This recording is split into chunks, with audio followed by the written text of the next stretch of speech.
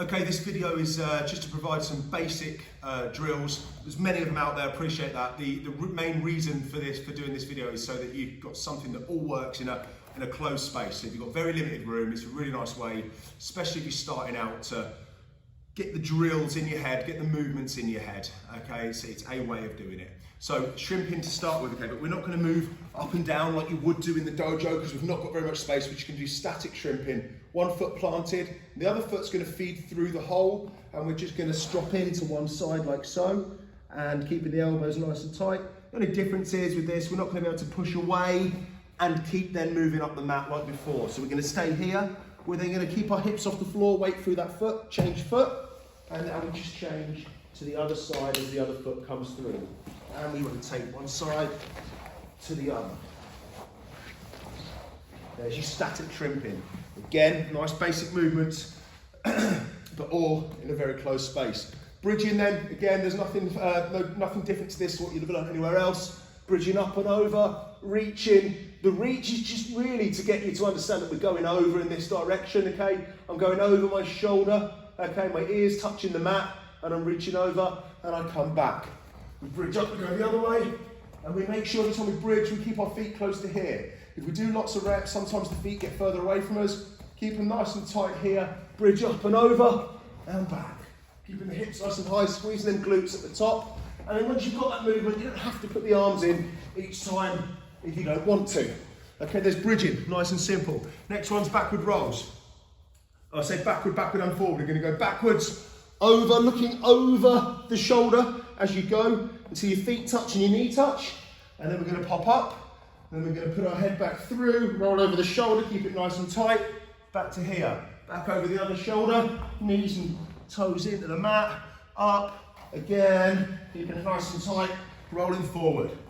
Other side, hip up, and down. Other side, hip up, and then back down. Okay, so there's your back rolls. Next one's S-sits.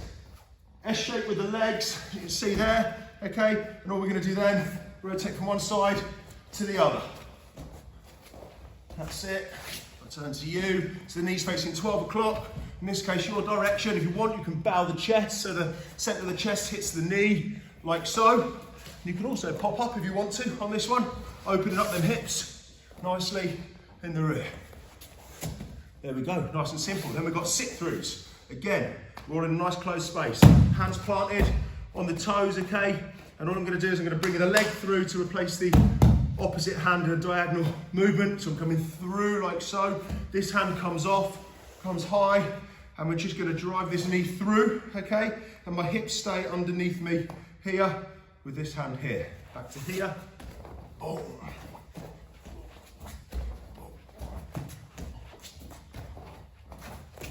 So my knees go into the 10 o'clock or the 2 o'clock position as you do it, with you being at my 12.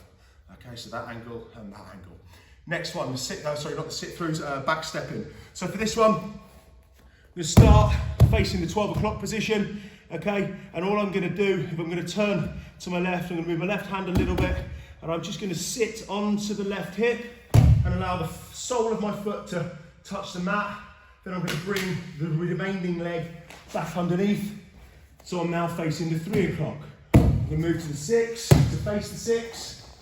Arse facing you, unfortunately. I'll move from there quickly. And then back to the 12 o'clock position.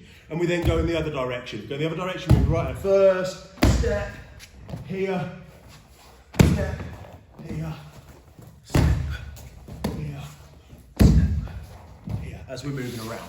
Okay, you've got that one. Right, so that's the back stepping. Now this one here, I can't actually remember where I learnt this one.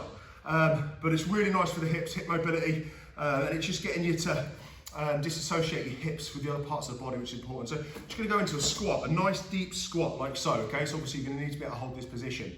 And all I'm gonna do is I'm gonna turn my torso 90 degrees and I'm gonna allow my knees to fall into that S-sit position that we had before. So I'm just gonna collapse like so.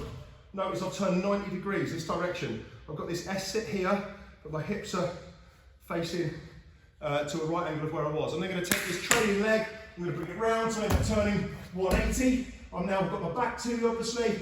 Here, turning at 90, trailing leg round, and into that squat position. So then 2 movements bring me the full 360, and it's 180 with each one. In the other direction, I allow these just to collapse. Boom, there. My hips and torso turn to face right angles. I then take the trailing leg around, here, here, and I'm facing the opposite direction. Again, collapse, trailing leg, here, okay? Nice little leg burn if you keep that one going as well, sat in that squat position. But again, really good for that hip mobility and getting the hips to sort of disassociate as we go. Racking my brains to remember where I learned that one, but I like that, I don't know why. I just do. Next one, bridge step overs. So this one's a little bit more advanced, however, okay, this one's really nice, and I know where I got this one from. I got this one from a coach in Norfolk, back in Nelson's country, my homeland, a gentleman called Lee, it's just stuck with me as they do. You'll all find that as you go along through your training. Okay, so for me, with this one, we bridge up, and as we sort of rotate to one side, we step over with a leg, and we plant it. So now my hips are facing the floor. I'm going to take the leg that I didn't reach over, and I'm going to bring it through, but I keep my hips off the deck. Keep my hips high, and I step over. Now my hips are facing the floor. I come through, hips up, step over. Like so. So I'm turning my hips to face the floor each time. Here. Here. Here. And there. There you go. There's 8 movements. Granted, that last one's a little bit more advanced, so for those of you just starting out, dig out on the basics, but it's nice just to piece it together. And actually, I say it's a bit more advanced. Once you get it, it clicks and away you go. Again, nice tight space, loads of drills you can do there, really basic stuff, but again, as you'll all know, people who are extremely advanced will be doing the basic stuff because it's important, and it's a great way of warming up. Enjoy.